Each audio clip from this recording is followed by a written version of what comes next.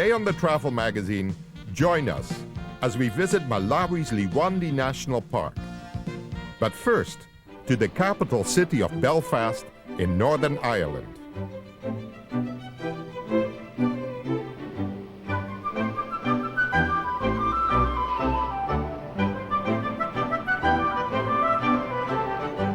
Belfast in Northern Ireland is still young, footloose and fancy-free.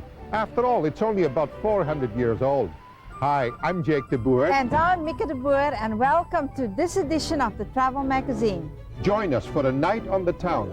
Go shopping on Royal Avenue and tour the Irish Linen Centre and visit a linen factory dating back to the 1850s.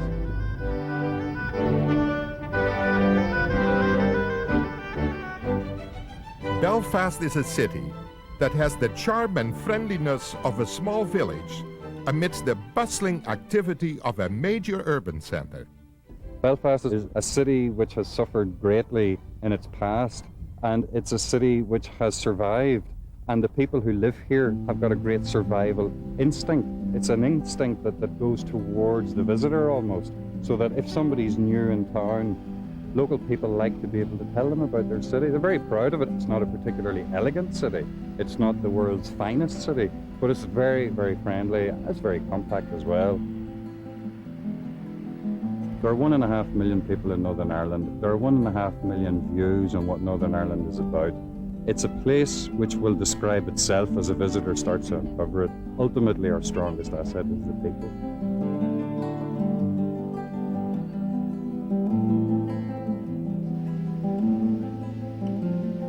Great selection of pubs, depending on the type of entertainment you like. There's everything from traditional Irish music up to the latest rock and pop music. Some very, very good pubs in Belfast. We're renowned for our pubs.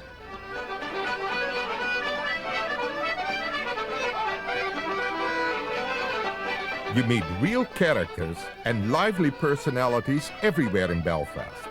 The Irish appetite for fun is equally matched by an enthusiasm for history.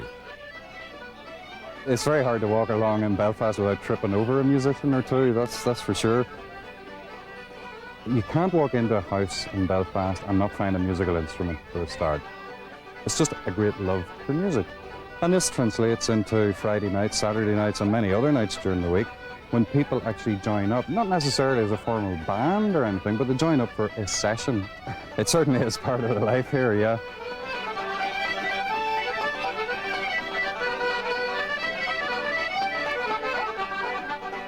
We laid it in the hollows and we laid it in the flats, and if it doesn't last forever, sure I'd surely get me at it.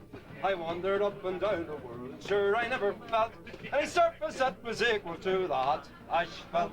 The other day a Peter came, he says to me, Roger, I see several items relating to immigration to Canada. Why such a strong emphasis on Canada? There was mass immigration to Canada. Actually, you may see posters relating to immigration to Quebec.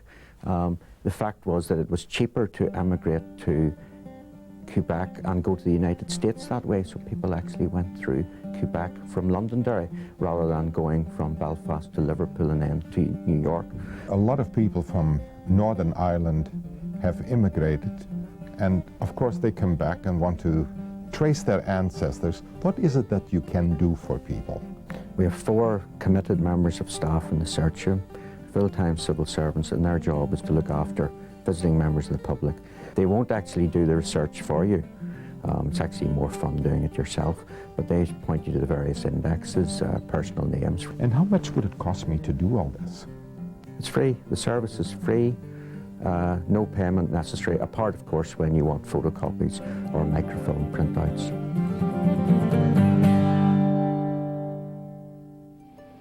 From the city centre, bus and train connections are readily available for travel to outlying areas of the city. In Helens Bay, for example, we had a very special lunch. You have a railway station that you made into an outstanding restaurant. What is the history on this station? Why was it built? It was built by a man called Lord Dufferin, who actually owned the Clandyboy estate at the time, who owns a lot of, it was like an empire. It was like mega bucks in them days. He offered people a lot of money to come and live in Helens Bay. He set up a few houses, a few buildings, built the railway station. This was his private building, but this was as far as the railway came at the time. I just wanted to have a good restaurant, a good place for catering staff to work who took it quite seriously.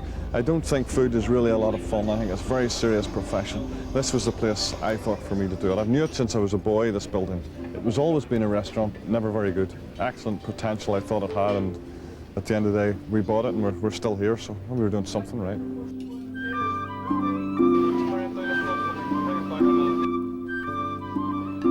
Beautiful place, huh? Beautiful. You know, this is now There you go. unbelievable. We're in Belfast. Beautiful. Michael, this looks incredible. And when it's finished, I'll tell you how great it was. Enjoy your dinner.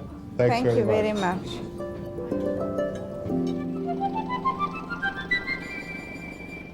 Well, I think this is Mika's time for shopping, and this looks like the craft works. This is Mika's store.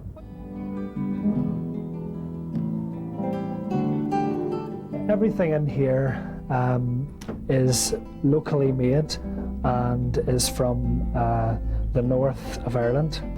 A lot of them work by themselves. A lot of very talented people about, you know. So, and everything else here, the cards and everything. Everything is handmade. Handmade. It's all See that? handmade, hand-turned, and hand-decorated. I just think this is beautiful here. I really think that I should convince my husband to buy 2 of these.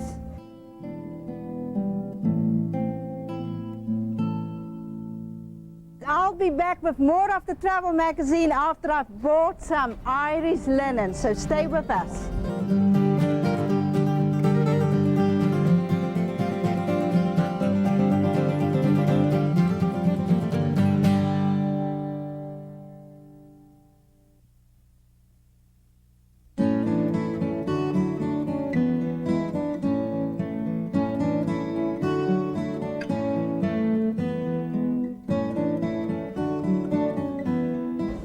Hey, Mick, what are you doing? Well, I'm buying some, tablecloths. It's the, the Irish linen center we're in, so we have to buy Irish linen. You can do an Irish linen tour, can't you? You can. And you know what? From what I read, you can go to the farm where they grow the flax, and you know why that interests me? Because as a young boy during my school holidays, I earned pocket money pulling flax out of the ground by hand. The farm interests you, and the factory where you can buy the linens and see how it is made, that interests me. So let's do the tour. Okay.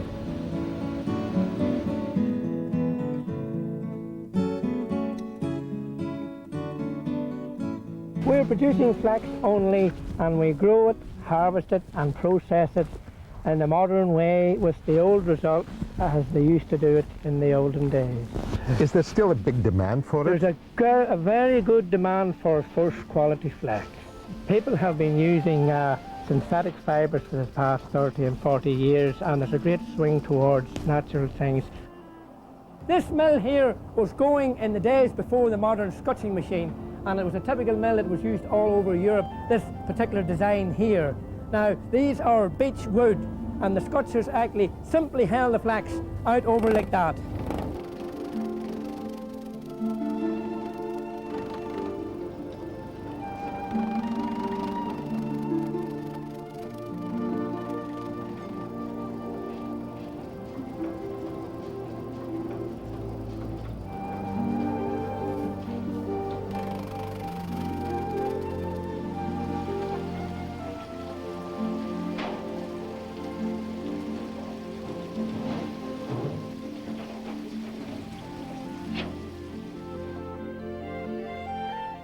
People arriving at the factory will arrive in the centre here. They'll have a brief history of the company explained to them, and then they'll go first of all to the design department. There they'll see the designs being scanned in, edited.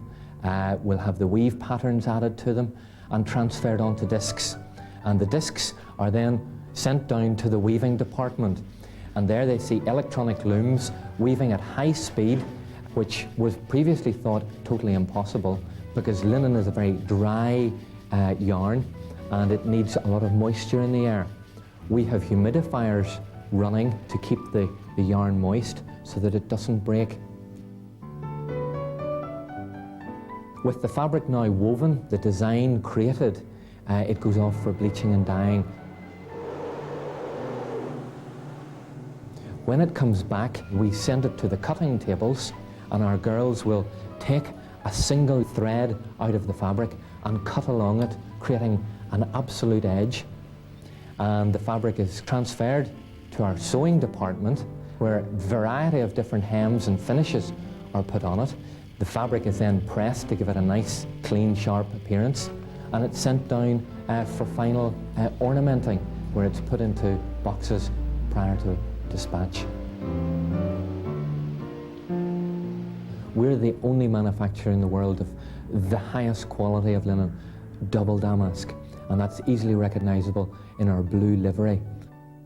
Double damask is a specification onto the quality of the linen, and what it means is we pack more yarn into the same area. It's a tighter weave, it gives better definition in the design, and it also means it's a stronger, richer, fuller fabric. It's the Rolls-Royce of Irish linen.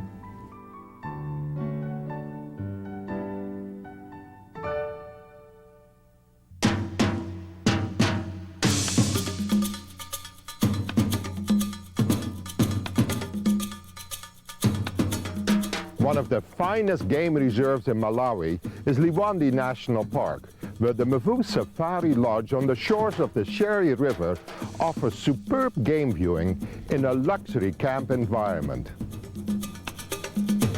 Malawi is situated in the central part of southern Africa and is easily accessible from many southern African countries.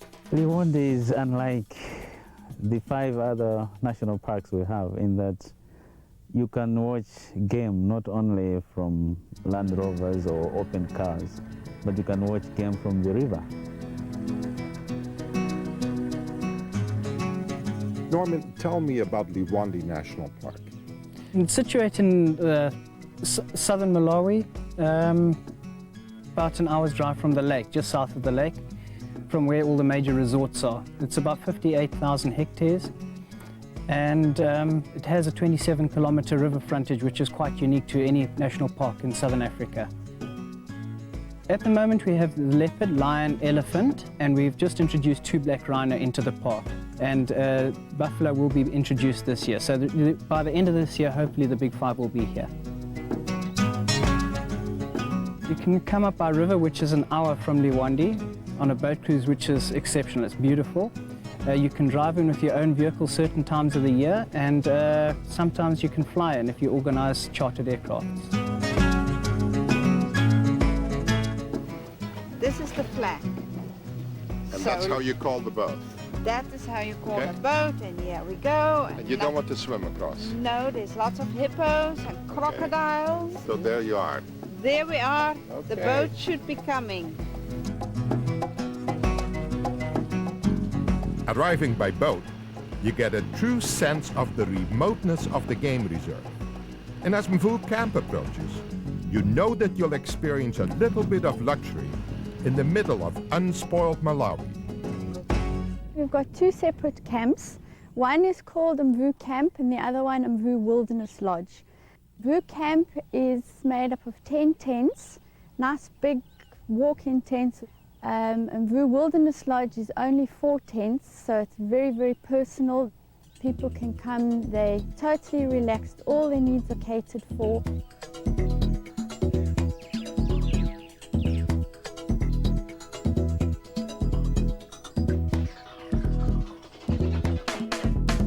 The 2 lodges are completely separate. The Wilderness Lodge has its own kitchen, its own dining room, own bar, own lounge. So basically you never need to go from the one to the other.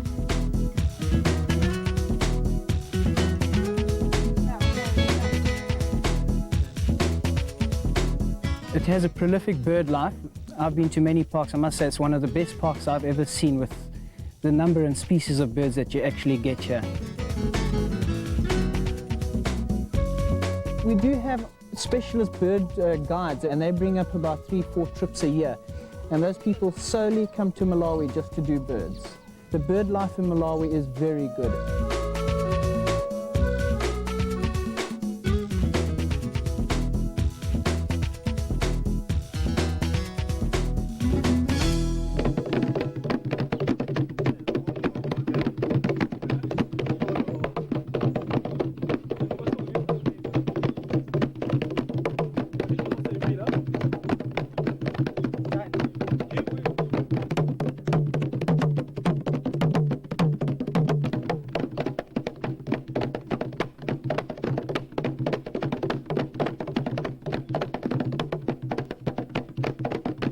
We will be back, hopefully, if a crocodile doesn't catch us just after this, so stay with us.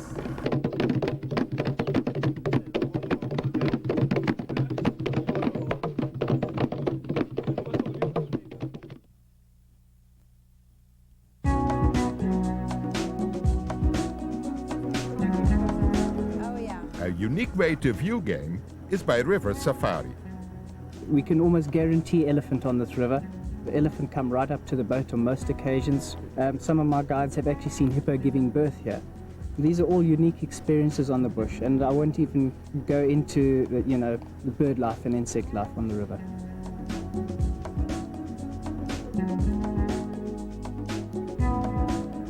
You can tell how long a crocodile's been lying under the birds, depending on how white he is. He's been there all day. The birds have been bombing him. Oh, there he's moving and he's coming. He's looking at us, Jake. That other one's just putting its head out the water. You see that?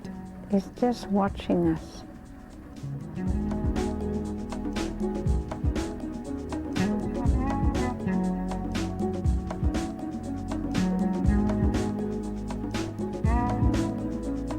When you see them running on the land, you actually see they run in such a way that their body doesn't look like it's bouncing. It's just this level run.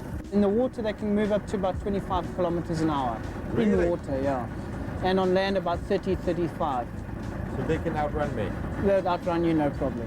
We're going to try and get close to these hippo here. Look at the baby. Now, would the mother become aggressive? She could become aggressive, yeah. Look at that. She might actually charge the boat, but we'll be all right. I'll have the camera ready for the charge. No, she's going to go off behind us.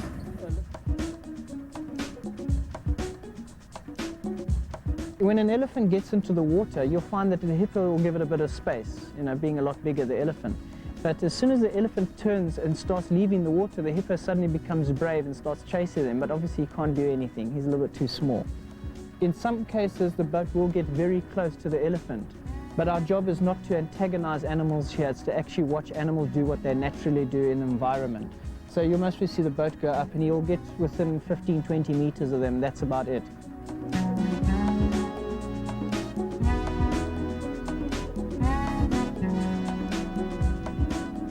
There we go, he knows we're here now.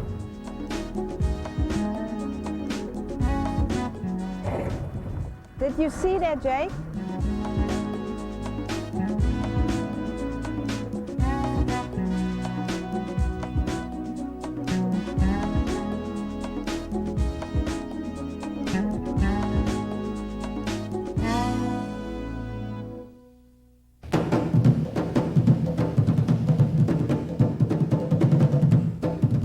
The more traditional way to view animals is on a game drive.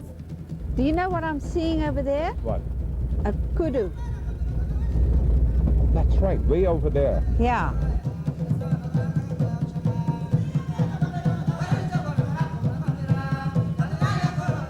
So how far are we away from camp now, Norman? We're about 2 kilometers from camp. Oh, that's not bad. There's waterbuck and impala again. See, what's happening now is it's coming into the breeding season again. So the male will get his females together and he'll mate with them. If another male gets into the area and fights him off, he'll go and he'll join a small bachelor herd. On the face, just below the eyes, they have a white spot.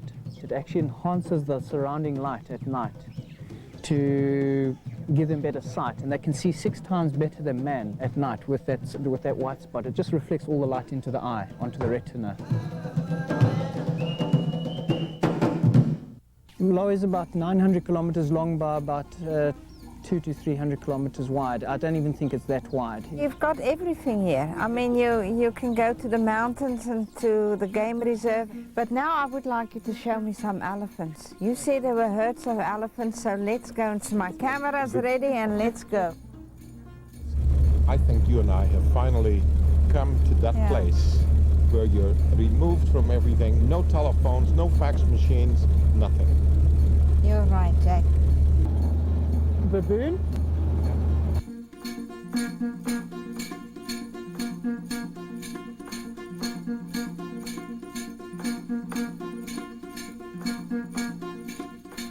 The big bird that you see on the left there with a white head and black body is a woolly-necked stork, and the ones next to it is hammerkop.